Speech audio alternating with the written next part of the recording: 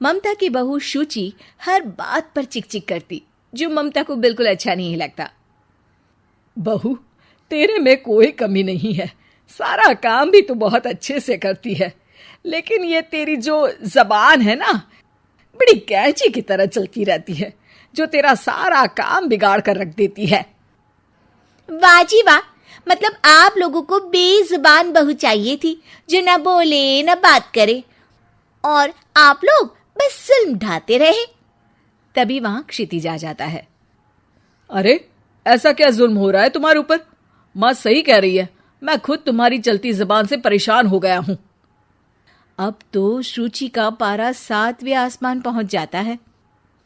वाह जी वाह, अब आप भी, क्या नहीं किया मैंने आपके लिए, अपना सब कुछ दांव पर लगा दिया, लेकिन आप भी अपनी माँ की जुबान बोलने लगे। अरे यार, कैसी बात बोल रही हो?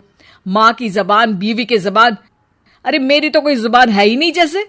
देखो शुचि, माँ से बुरा व्यवहार मैं पसंद नहीं करूंगा।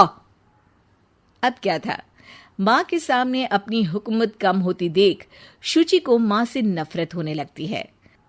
अगले दिन शुचि माँ के कमरे में जाती है। माँ, ये लीजिए गर्म पानी। पानी रखकर वो चली जाती है, लेकिन जैसे ही माँ गरारा करने लगती है, हाय रे, मैं तो जल गई। अरे पानी इतना गर्म क्यों दिया शुचि? मेरा तो पूरा का पूरा मुंह ही जल गया। वाह, मजा आ गया, लग रहा है गर्म पानी ने अपना काम कर दिया, अब और लगो ना मेरे मुंह। शुचि, माँ के चिल्लाने की आवाज आ रही है, और तुम कैसी हो कि जाती भी नहीं, देखती भी नहीं कि माँ को क्या हो गया। आवाज तो आपको भी आ रही है, जा तो आप भी सकते हैं, लेकिन नहीं, शुचि ने तो जैसे सारे काम का कॉन्ट्रैक्ट साइन कर लिया है तुम्हारे परिवार से। ये कहकर शुचि माँ के कमरे में जाती है, लेकिन जैसे ही वो कमरे में घुसती है, माँ जल्दी से शुचि को पकड़कर खींच लेती है और ऊपर एक बड़ी सी छिपकली गिरती है। शुचि छिपकली देखकर डर जाती है। हे भगवान, ये छिपकली मेरे ऊपर गिरती तो मैं तो मर ही जाती। हाँ बेटा, मैं जानती हूँ कि तू छिपकली से डरती है, और समय पर मेरी नजर पड़ गई, ऐसे मेरा मुंह जल गया है। प्लीज कुछ कर, रहा नहीं जा रहा है। शुचि को अपने किए पर पछतावा होता है और भागकर सास को बर्फ देती है। ये लीजिए, इसे मुंह में रख लीजिए, और गलती तो वैसे आपकी भी है, चेक करना चाहिए था ना आपको कि पानी कितना गर्म है। अरे 7 साल हो गए तेरी शादी को, तब तो चेक नहीं किया, अब क्यों करूं? वाह जी वाह, यहाँ भी मेरी ही गलती है। अरे इंसान हूँ, मशीन नहीं जो हमेशा सही रहूं।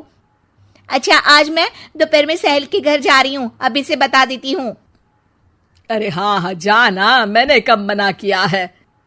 पता है नहीं किया, लेकिन बच्चे, हाँ हाँ, जैसे तू हमेशा बच्चों को साथ लेकर जाती है, मैं देख लूंगी ना। शुचि तैयार होकर सहेली के घर जाती है। अरे वाह शुचि, तेरी ड्रेस तो बहुत अच्छी है, तू ऐसे कपड़े पहन कर निकलती है तो तेरी सास कुछ नहीं कहती क्या? दूसरी सहेली बच्चा संभालते हुए कहती है। अरे सूची, सही है, तू एंजॉय भी कर लेती है लाइफ को, और बच्चा सास देख लेती है, तेरे तो मजे हैं भाई, मजे। अरे मजे कैसे, जब वो बोलती है ना तो बड़ा ही कड़वा बोलती है। रहने दे, अच्छा चल मैं जा रही हूँ, डिनर भी तो बनाना है ना। शुचि ये बोलकर वहां से चली जाती है। घर आकर देखती है कि माँ बच्चों के साथ खेल रही है।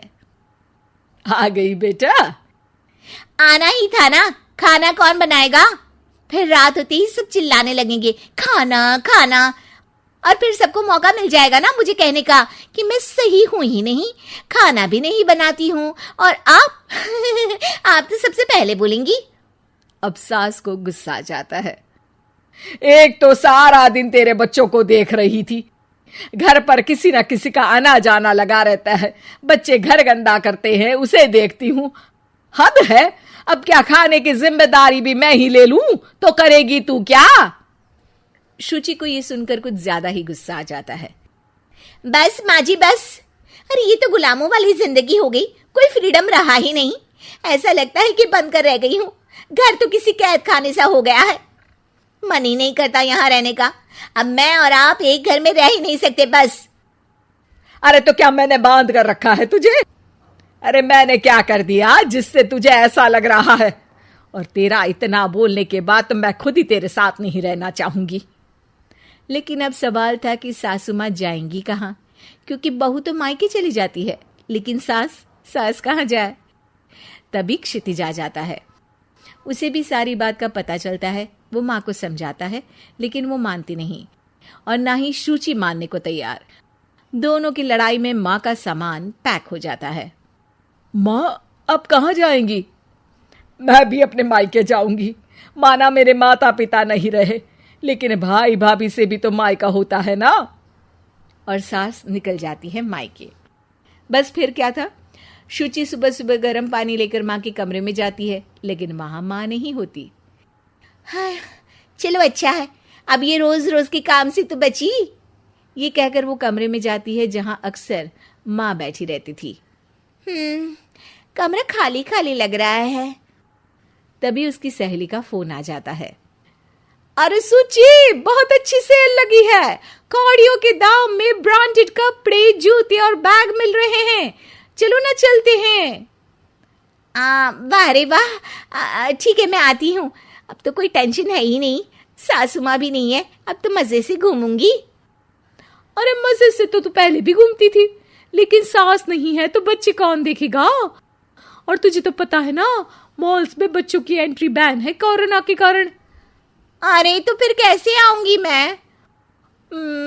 सेल तो बस आज के लिए है, कल खत्म। शुचि को बड़ा रोना सा आता है। फिर वो जब दिन में खाना खाने बैठती है, वो भी अकेले अकेले तो कोई खाना भी नहीं खाया जाता। मैं नहीं खा रही माँ के बिना।